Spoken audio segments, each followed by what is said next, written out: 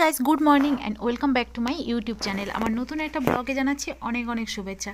এটা ছিল সানডে মানে রবিবারের দিন, আর ব্লগটা পোস্ট করছি আজকে মানে সোমবার। কালকের আমরা গেছিলাম নামখানা ফেজারগঞ্জ অমরাবতী সৎসঙ্গ কেন্দ্রে।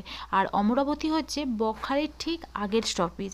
ওখানে ছিল অনুকূল ঠাকুরের উৎসব, বাৎসরিক উৎসব, সেই জন্য আমরা সকাল সকাল পৌঁছে গেছিলাম ওইখানে। তো আমার সঙ্গে ছিল আমার মেয়ে, আর ছিল মন্দির মানে কাকদ্বীপ সৎসঙ্গ বিহার মন্দিরের তরফ থেকে কিছু গুরু ভাই। তো আমরা একটা ম্যাজিক গাড়িতে করে সকাল 10টার মধ্যে ওইখানে পৌঁছে গেছিলাম। তো গিয়েই দেখছি অনেক ভিড়, মোটামুটি লোকজন অনেক চলে এসেছে। আর মন্দিরের ছবি তো তোমাদেরকে আমি দেখালাম। একে একে যেসব গুরু ভাইরা এসেছেন তাদেরকে বরণ করে নেওয়া হচ্ছে ফুল দিয়ে। যদিও আমিও পেয়েছিলাম গোলাপ ফুলের তোড়া, তো সেটা দেখানো হয়নি। তো চলো ভিডিওর কিছু কিছু অংশ তোমাদের সাথে আজকের আমি শেয়ার করছি।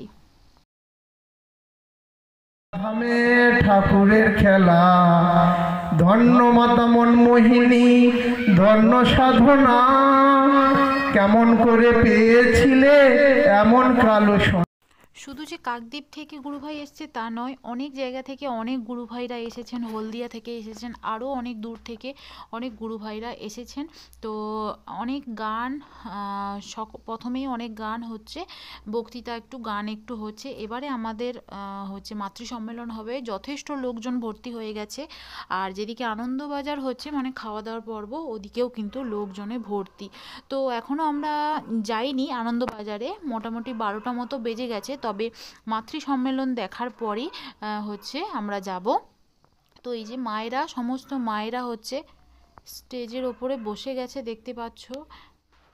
মায়েরা মায়েদের কিছু কথা বলবে, তারপরে গান গাইবে অনেকে। তো সেই সবও তোমাদেরকে অল্প অল্প করে আমি দেখাচ্ছি, কারণ সবটা যদি শোনাতে থাকি বা পুরো ভিডিও দেখাই তাহলে ভিডিওটা অনেক বড় লং হয়ে যাবে।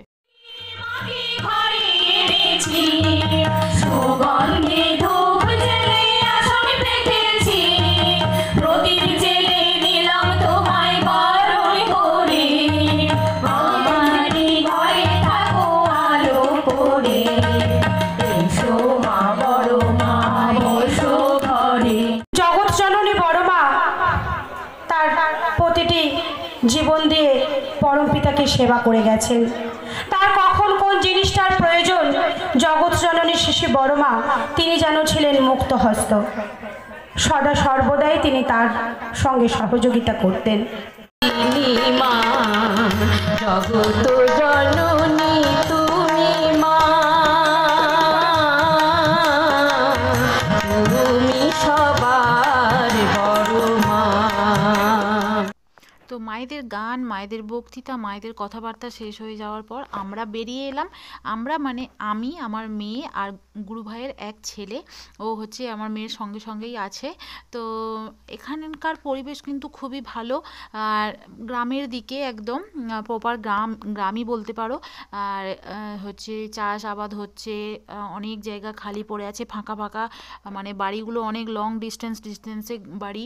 তো যাই হোক, কথা বলতে বলতে আমরা চলে এলাম কিন্তু এই যে আনন্দবাজারে প্রসাদ গ্রহণ করতে। এই যে দেখতে পাচ্ছ আমার মেয়ে আর এক গুরুভাই দাদার ছেলে ওর সঙ্গে সঙ্গেই আছে।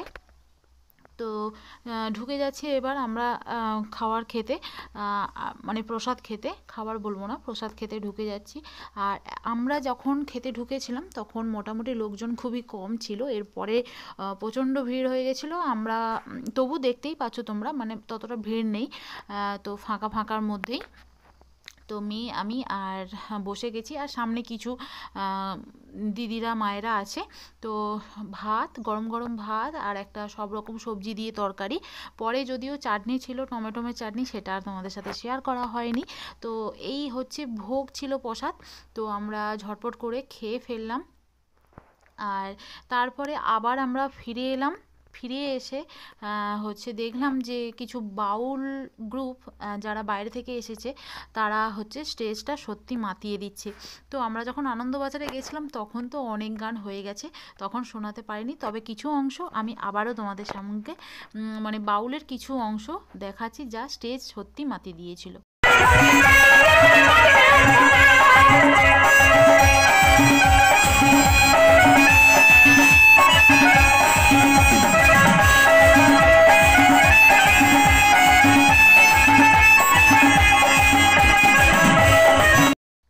সত্যি বাউল কার শুনতে না ভালো লাগে, সত্যি খুবই ভালো ছিল।